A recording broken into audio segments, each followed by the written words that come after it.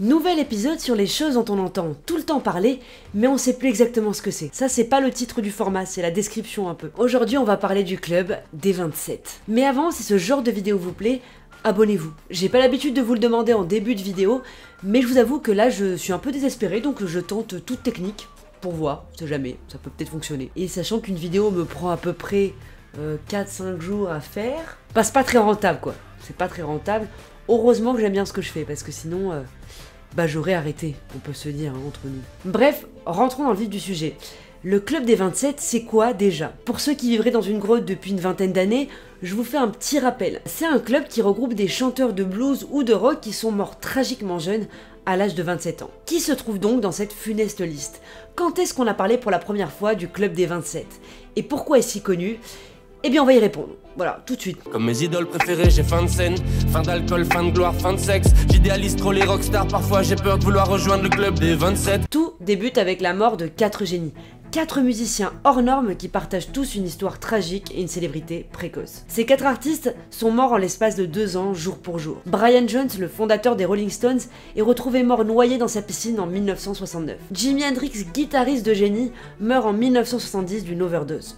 Quelques jours plus tard, c'est Janis Joplin, la chanteuse psychédélique surnommée la Mama Cosmique, qui est retrouvée morte à la suite d'une overdose d'héroïne. Enfin, celui qui va fermer le bal, c'est Jim Morrison, le chanteur de The Doors, qui meurt d'une crise cardiaque à Paris en 1971. Leur point commun est le bouleversement que leur mort entraîne auprès de leurs fans, mais aussi les circonstances tragiques de leur décès. Tous liés à la drogue ou à l'alcool, et tous sont morts l'année de leurs 27 ans. Il n'en faut pas plus aux fans pour créer des rapprochements, élaborer des théories et créer un club. Le club des 27. Dans les années 70, on va également faire le rapprochement avec un décès survenu beaucoup plus tôt, celui de Robert Johnson, considéré comme le plus grand interprète de blues de tous les temps. Alors je vais pas trop m'étendre sur le sujet puisque Seb a fait une vidéo déjà ultra complète sur le personnage, mais ce qu'il faut savoir en gros, c'est qu'il y a une légende très tenace autour du guitariste. Robert Johnson est soupçonné d'avoir pactisé avec le diable pour acquérir une maîtrise surnaturelle de la guitare. Et en plus de ça, les circonstances de sa mort sont très mystérieuses, et aujourd'hui encore, on sait pas trop ce qui lui est arrivé. Toujours est-il qu'il est mort à 27 ans. Coïncidence? Pas pour les fans, évidemment. La légende du club des 27 est lancée. Une malédiction emporterait à 27 ans les talents les plus prometteurs du rock et du blues. C'est aussi une façon pour les fans de faire leur deuil de ces stars qui ont changé l'histoire de la musique et de donner une explication à ce décès brutal. Pour eux, ça peut pas être un hasard. Le décès de Kurt Cobain à 27 ans en 1994 va populariser encore plus le club des 27. Son suicide par balle va traumatiser une génération entière dont il était l'idole. Dernière entrée en date, c'est le d'Amy Winehouse en 2011. Elle est retrouvée morte dans son appartement à Londres d'une overdose à 27 ans. Oui, on se doute que c'est à 27 ans parce que sinon j'en parlerai pas dans cette vidéo. Du coup, évidemment, ça remet cette histoire de club maudit des 27 au centre des débats. Ok, ça c'est pour l'histoire du club des 27. Mais je sais pas vous, mais moi j'ai deux questions. Est-ce que les meilleurs musiciens ont statistiquement plus de chances de mourir à 27 ans?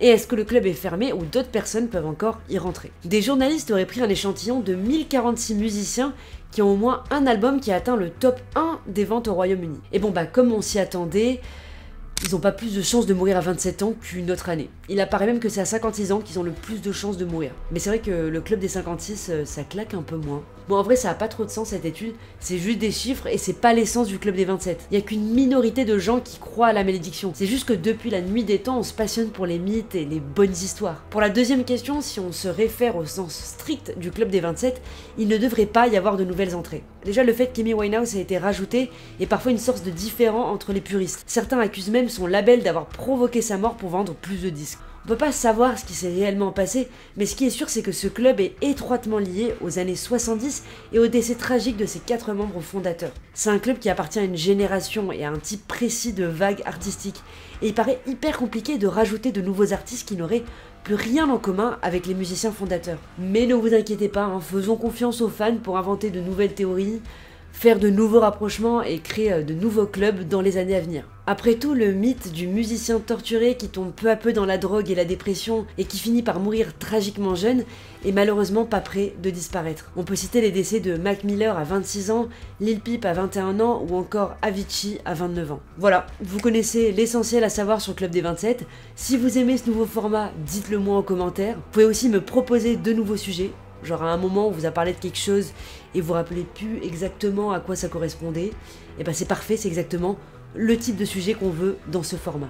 Et sinon, abonnez-vous pour ne louper aucune des nouvelles vidéos. Franchement, c'est la méthode la plus simple. Et moi, en tout cas, je reviens bien vite sur vos écrans. Ciao!